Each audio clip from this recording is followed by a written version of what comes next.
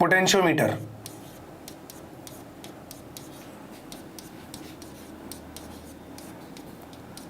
Potentiometer में काफी तमाशा है। सबसे पहले हम देखेंगे कि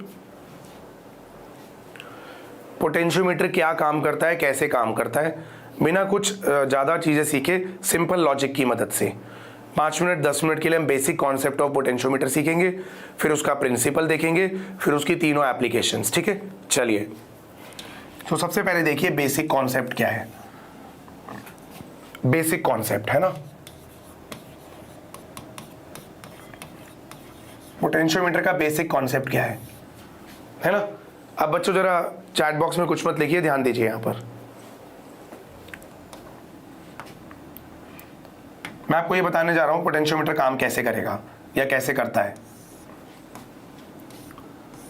मान लीजिए ये 5 वोल्ट की बैटरी है, इसे हम ड्राइवर सेल कहते हैं, ये सर्किट को चलाएगा। ठीक है, चलिए।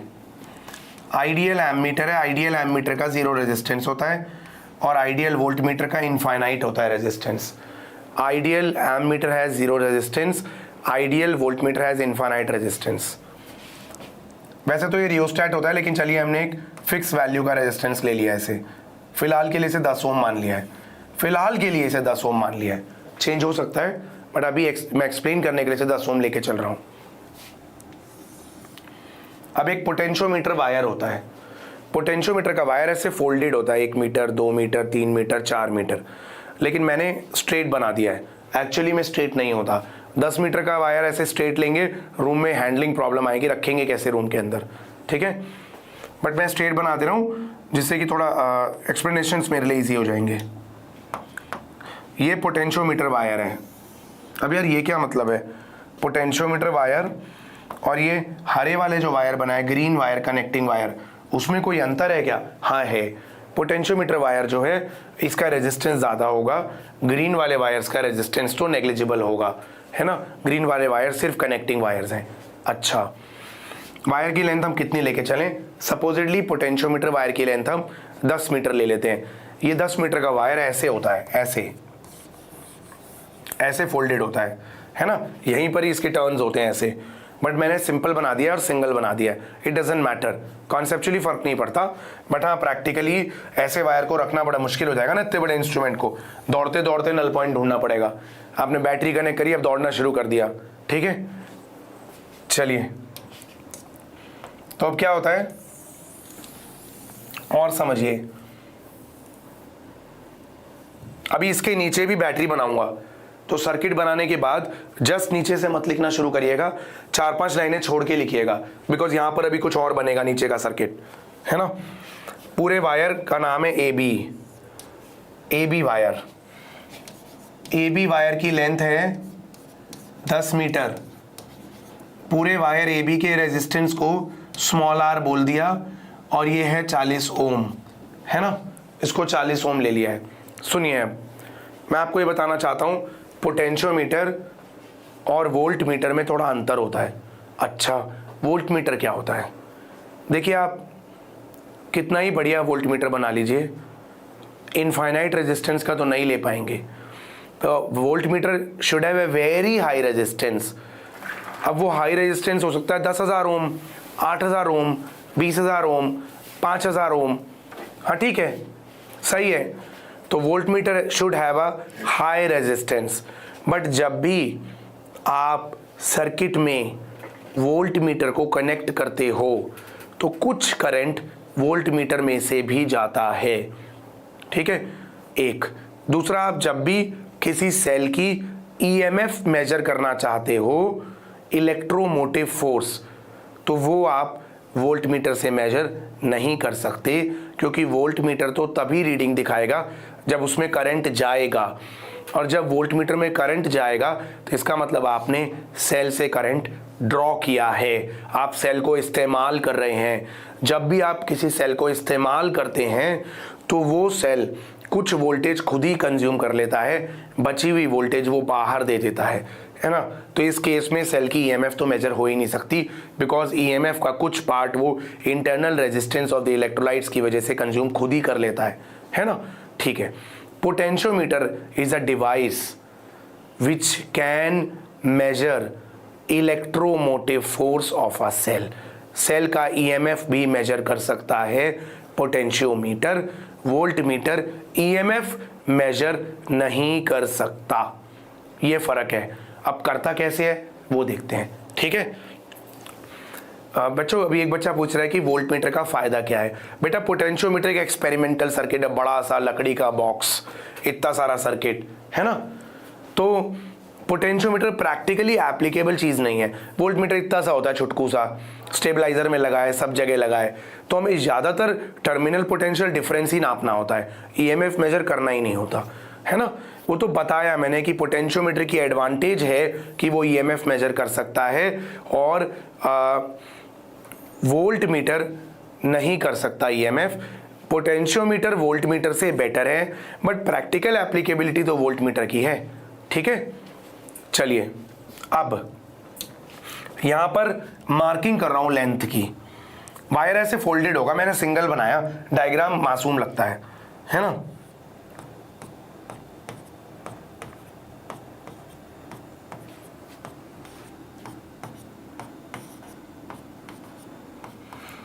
दस मीटर का तार है, पूरे वायर की लेंथ कितनी है। Potentiometer can measure terminal potential difference as well as EMF, दोनों मेजर कर सकता है पोटेंशियोमीटर। अभी हम देखेंगे potentiometer internal resistance of the cell measure कर सकता है, ईएमएफ मेजर कर सकता है, दो सेल की ईएमएफ कंपेयर कर सकता है, टर्मिनल पोटेंशियल डिफरेंस मेजर कर सकता है, सब कुछ कर सकता है, ठीक है। वो भी सीखेंगे आज। मैं आपको बस ये बता रहा हूँ कि हम नल पॉइंट लोकेट करते हैं तो हम करते क्या हैं बेसिकली, ध्यान दीजिए।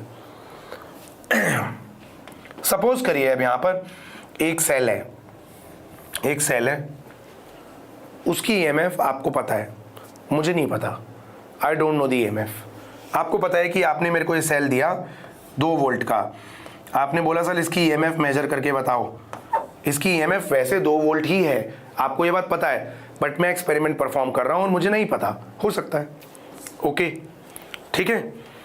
अब हमें इस पोटेंशियोमीटर से मेजर करना है इसकी ईएमएफ क्या है। तो हाउ डू वी प्रोसीड, ध्यान देते हैं।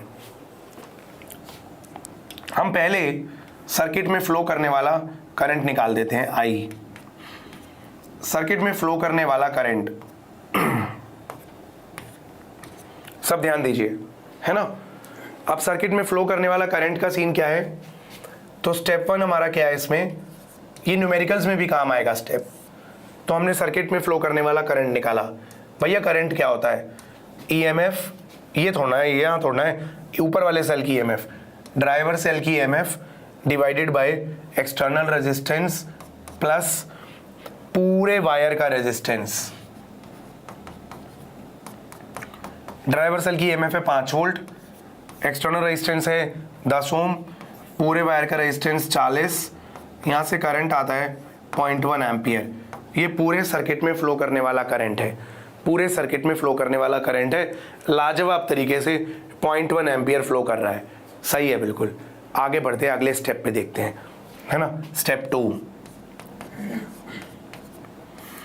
हमने मान लिया कि ये 0.0 वोल्ट पे है, अर्थिंग कर डाली यहाँ।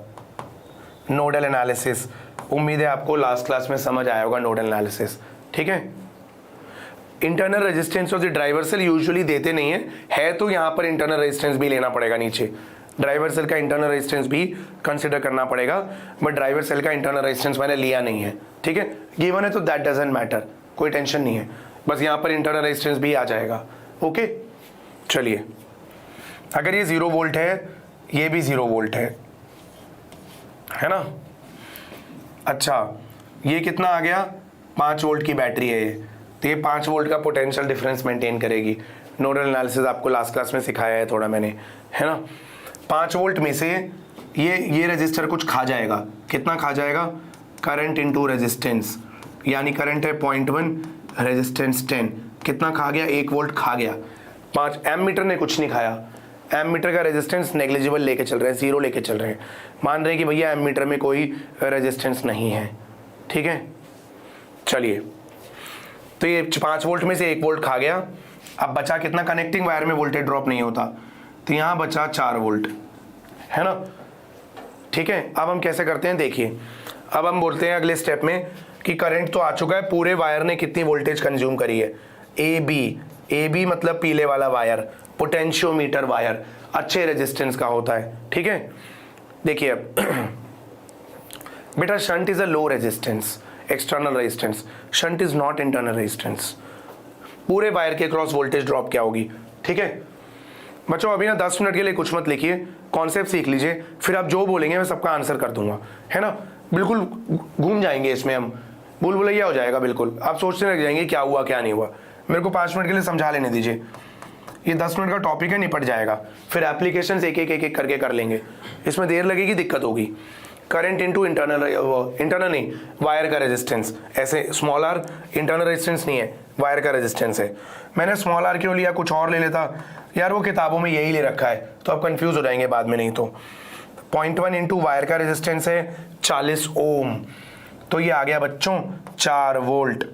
पूरे वायर ने कितनी वोल्टेज खाई, 4 वोल्ट खाई। सही बात है यार, ये तो पूरे वायर ने, ठीक है 4 वोल्ट खा ली पूरे वायर ने, सही है। अब देखिए small r A B wire का रेजिस्टेंस है, इंटरनल रेजिस्टेंस नहीं है ना।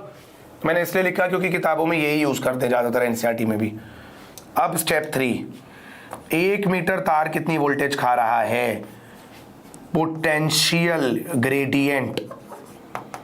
ये क्या होता है भैया, पोटेंशियल ग्रेडियंट, 1 मीटर तार के अक्रॉस वोल्टेज ड्रॉप, 1 मीटर तार के अक्रॉस वोल्टेज ड्रॉप। 1 मीटर तार कितनी वोल्टेज कंज्यूम कर रहा है, आप इसको 1 सेंटीमीटर भी ले सकते हैं, 1 मीटर मिलीमीटर भी ले सकते हैं, total length of the wire से डिवाइड करके, सही है। क्या आएगा, पूरे वायर के अक्रॉस वोल्टेज थी 4 वोल्ट और पूरे वायर की लेंथ थी 10 मीटर, तो ये सॉल्व करके आता है 0.4 वोल्ट पर मीटर, 0.4 वोल्ट पर मीटर, सही है, परफेक्ट है। अब आ जाते हैं अपने अननोन सेल पे, जिसका ईएमएफ आपने मुझे एज अ टास्क मेजर करने के लिए दिया है। ये कैलकुलेशंस मैंने ऊपर वाले सर्किट को देख के कर ली है। अब देखते हैं कैसे करना है, तो क्विकली देखिए जरा। ये एक सेल है जिसका रेजिस्टेंस फिलहाल के लिए मुझे नहीं, सॉरी जिसकी ईएमएफ फिलहाल के लिए मुझे नहीं पता, आपको क्लियरली पता है, ध्यान दीजिए प्लीज।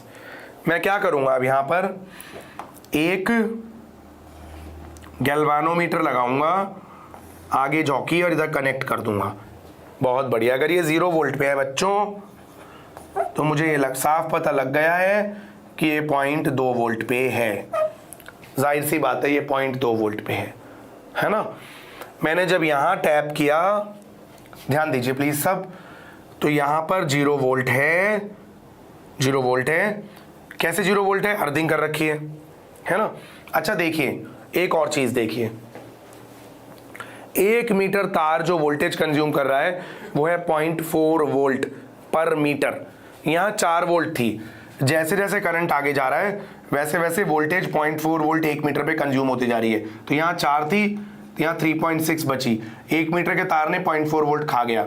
यहाँ 3.2, 2.8, 2.4, 2, 1.6, 1.2, 0.8, 0.4 और 0 वोल्ट, ये वोल्टेजेस हैं। ठीक है, आपको दिख थोड़ा रही होगी बट आ रही होगी यही वोल्टेज। यह मैंने जब टैप किया तो यहाँ 2 वोल्ट है, यहाँ 0 वोल्ट है। करंट फ्लो करता है हायर पोटेंशियल से लोअर पोटेंशियल। करंट फ्लो कर गया नीचे से ऊपर, हायर पोटेंशियल से लोअर पोटेंशियल करंट फ्लो कर गया, सही है। फिर मैंने मान लिया कि जब नीचे से ऊपर करंट जा रहा है तब गैल्वानोमीटर लेफ्ट में डिफ्लेक्शन दिखा रहा है। ये वाला गैल्वानोमीटर मान लीजिए एग्जाम्पल के तौर पे, राइट भी हो सकती है गैल्वानोमीटर की डिफ्लेक्शन, कुछ भी हो सकती है, बट मान लीजिए कि लेफ्ट में दिखा रहा है। तो हम जब इधर टैप करते हैं पोटेंशियोमीटर सर्किट में तो सुई लेफ्ट में जाती है। ठीक है, अगला स्टेप क्या होता है हमारा, अगला स्टेप होता है कि हम इसी गैल्वानोमीटर को उठा करके, है ना बालकों, इसी गैल्वानोमीटर को उठा के यहां टैप करते हैं अगले स्टेप में। अब क्या होता है, ये 4 वोल्ट पे है लेकिन ये 0.2 वोल्ट पे है ना। तो अब करंट हायर पोटेंशियल से लोअर पोटेंशियल ऊपर से नीचे फ्लो करेगा बालको। अब ऊपर से नीचे फ्लो कर रहा है तो देखो करंट की डायरेक्शन बदल गई है। पहले नीचे से ऊपर कर रहा था, क्यों? क्योंकि 2 वोल्ट हायर पोटेंशियल पे था, 0 वोल्ट लोअर पे, तो हायर से लोअर जा रहा था। तो मान लो गैल्वानोमीटर लेफ्ट में डिफ्लेक्शन दिखा रहा था, वही गैल्वानोमीटर की सुई को उठा के यहां से यहां रखा है। अरे दूसरा नहीं है गैल्वानोमीटर, उसी को उठा के यहां से यहां रखा, तो ये 2 वोल्ट और ये 4 वोल्ट। अब करंट ऊपर से नीचे आएगा। जाहिर सी बात है, अगर करंट की डायरेक्शन बदलेगी तो गैल्वानोमीटर की डिफ्लेक्शन भी बदलेगी। तो यहां पर गैल्वानोमीटर अब डिफ्लेक्शन चेंज करेगा और यहां पर गैल्वानोमीटर राइट में डिफ्लेक्शन दिखाएगा, है ना। तो इससे ये साबित होता है कि लेफ्ट साइड पे मान लो लोअर पोटेंशियल है तो राइट साइड पे हायर पोटेंशियल है, तो जरूर पोटेंशियोमीटर के तार पे एक ऐसा पॉइंट होगा जो इस बैटरी की वोल्टेज को एग्जैक्टली बैलेंस कर पाएगा। तो जैसे ही मैं इधर टैप करूंगा, इधर 1.2 पे, फिर नीचे से ऊपर करंट जाएगा 2 वोल्ट से 1.2 वोल्ट, 1.6 पे टैप करूंगा, फिर नीचे से ऊपर करंट जाएगा, लेफ्ट में गैल्वानोमीटर डिफ्लेक्शन दिखाएगा, फिर मैं 2.4 वोल्ट पे टैप करूंगा तो ऊपर से नीचे करंट जाएगा। मैं अंदाजे से मामला 2 वोल्ट पे ले आऊंगा, यहां पर ले आऊंगा, तो यहां पर लाते ही बालकों होगा ये कि गैल्वानोमीटर कोई डिफ्लेक्शन नहीं दिखाएगा। तो यानी इस मार्किंग पे जो वोल्टेज ड्रॉप है और इस सेल की जो ईएमएफ है वो बैलेंस हो जाएगी, क्योंकि अब जो है गैल्वानोमीटर वाली ब्रांच में करंट नहीं फ्लो करेगा, है ना, क्योंकि ये पॉइंट 2 वोल्ट पे और ये पॉइंट भी 2 वोल्ट पे है। सेम पोटेंशियल पॉइंट्स के बीच में यहाँ पर करंट नहीं फ्लो करेगा। और देख लीजिए आप, अगर सेल से करंट ड्रॉ नहीं कर रहे हैं तो उसकी वोल्टेज उसकी ईएमएफ के बराबर होती है ना। तो अब स्टेप 3 में हम क्या करेंगे, हम बाय डिफॉल्ट स्टेप 3 हम यहाँ पर वो पॉइंट ढूंढ लेंगे जहां पर गैल्वानोमीटर 0 रीडिंग दे रहा है, 0 रीडिंग दे रहा है, उसे आज हम बैलेंस पॉइंट नाम देंगे। और ये बैलेंस पॉइंट के अक्रॉस जो भी वोल्टेज कंज्यूम हो रही होगी इतनी लेंथ के अक्रॉस, वही इस सेल की ईएमएफ होगी। तो सेल जो अननोन सेल है उसकी ईएमएफ को कैपिटल ई लिख देता हूं। कैपिटल ई बराबर होगी 1 मीटर तार पे कितना वोल्टेज ड्रॉप आ रहा है मल्टीप्लाइड बाय बैलेंस कहां पर हुआ है। तो ये 0.4 था, बैलेंसिंग लेंथ सपोजिटली 5 आएगी, तो अननोन ईएमएफ इस तरीके से हम 2 वोल्ट निकाल लेते हैं बच्चों, है ना। क्लियर है?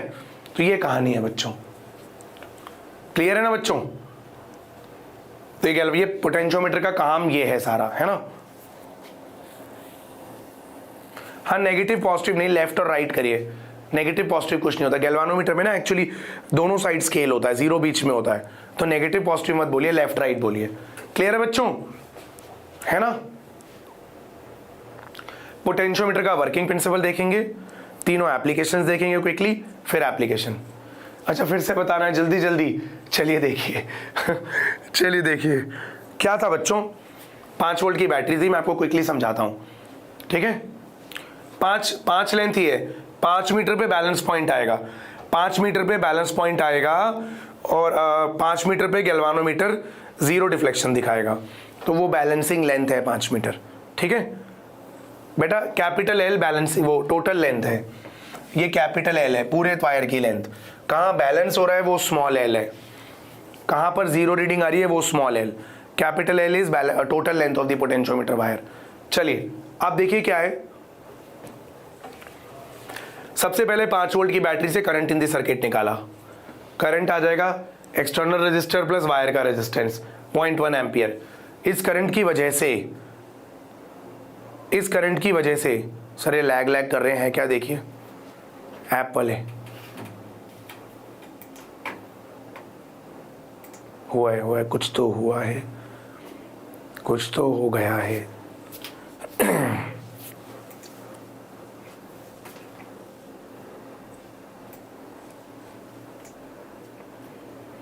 बेटा ideally ammeter should have a 0 resistance, ठीक है, बस ये बताया था। 5 वोल्ट की बैटरी से करंट निकाला, EMF by total resistance of the circuit, ठीक है। अब देखिए 5/10 + 40, 0.1 एम्पियर करंट की वजह से पूरे वायर ने कितनी वोल्टेज खा ली, 4 वोल्ट खा ली। करंट इनटू पूरे वायर का रेजिस्टेंस, सही है यार बिल्कुल। 1 मीटर तार को कितनी वोल्टेज मिल रही है, पूरे वायर को कितनी वोल्टेज मिली अपॉन पूरे वायर की लेंथ, 0.4 वोल्ट मिल रही है 1 मीटर को। भाई इतना याद रखिए 0.4 वोल्ट मिल रही है 1 मीटर को। अब कितने मीटर पे जीरो रीडिंग आ रही है उतने मीटर से मल्टीप्लाई कर दीजिए, वो इसकी ईएमएफ होगी। क्या बोलते हैं बच्चों, परफेक्ट है बालकों?